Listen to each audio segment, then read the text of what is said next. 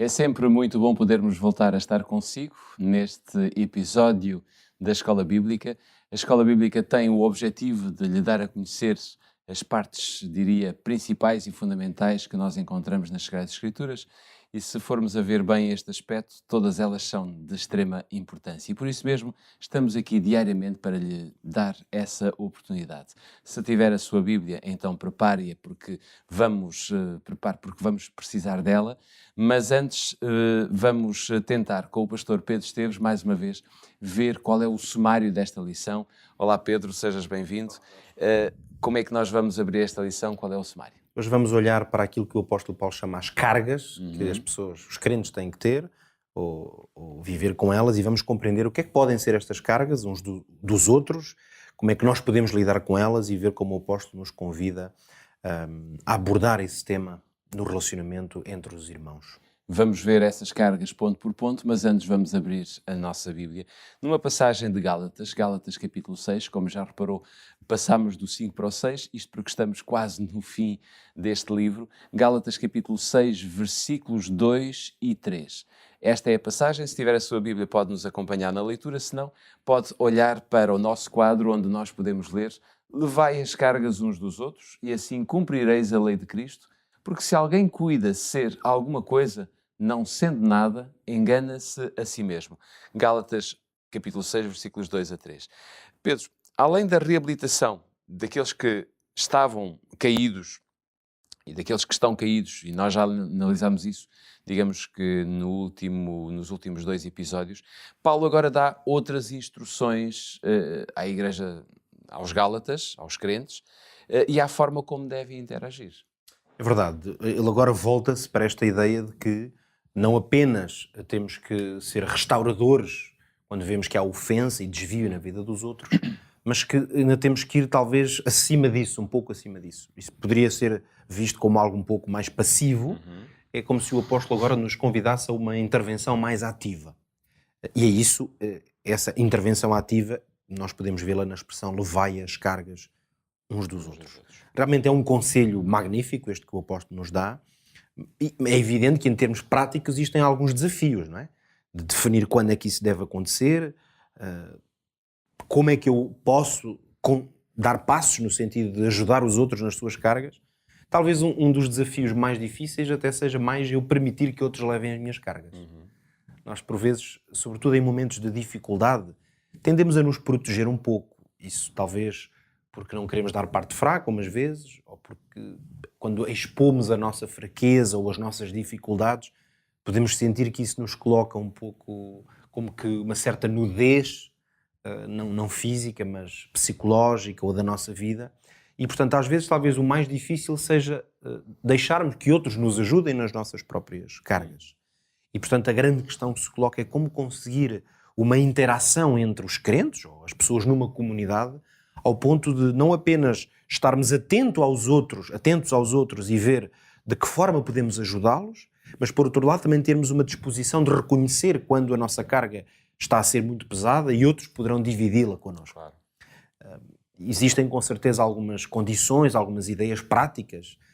Talvez poderíamos falar aqui, sem ter respostas definitivas, mas dizer que para que haja um ambiente num grupo em que seja possível levar as cargas uns dos outros, seguramente é preciso criar confiança, gerar confiança.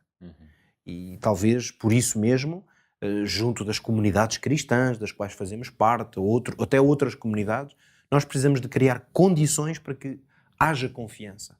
Isso pode ser trabalhado e é uma condição clara. O que é que poderão ser as cargas, digamos, de uma pessoa? Talvez seja interessante, de facto, olharmos para exemplos, porque a expressão cargas uns dos outros, em certo sentido, é uma expressão metafórica. Porque carga, em termos claros do termo, é um peso, não é?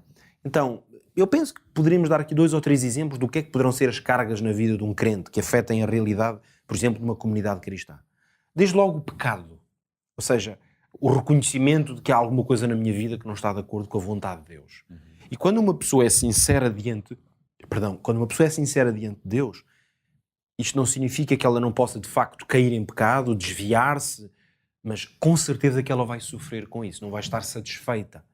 Então, quando eu sinto tenho a percepção, sobretudo, de que há um irmão que atravessa um momento de desvio, eu posso perfeitamente orar, por exemplo, mostrar apoio e compaixão para com a sua fraqueza.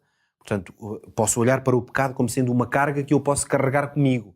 Posso ouvir a pessoa, por exemplo, na explanação da sua luta e tentar ajudá-la. Mostrar compaixão. Mostrar compaixão. Por outro lado, as cargas que poderemos ajudar-nos uns aos outros poderão ser problemas mais de natureza pessoal. Não agora apenas na vida espiritual. Estamos a falar, por exemplo, de problemas familiares, uma família que tem dilemas, um marido e a esposa que estão com dificuldades de relacionamento, ou os pais com os filhos, talvez problemas de saúde na vida de uma pessoa, mesmo problemas profissionais no trabalho. Portanto, a vida pessoal pode, muitas vezes, ser uma carga no sentido em que há lutas pesadas. Nós aqui poderíamos, por exemplo, visitar uma pessoa. Isto para deixar aqui algumas ideias práticas. Aconselhar. Podemos dar alguns conselhos, se quem sabe já passamos por uma situação, e é aí que muitas vezes nós podemos ser um alívio uns para os outros, nas cargas uns dos outros. É que se calhar eu vejo uma família a ter um problema com os filhos, e se calhar eu já passei por essa luta e posso visitar uma família, dar-lhes o meu apoio, dar-lhes algumas dicas de como é que eu ou a minha família lidamos com essa situação.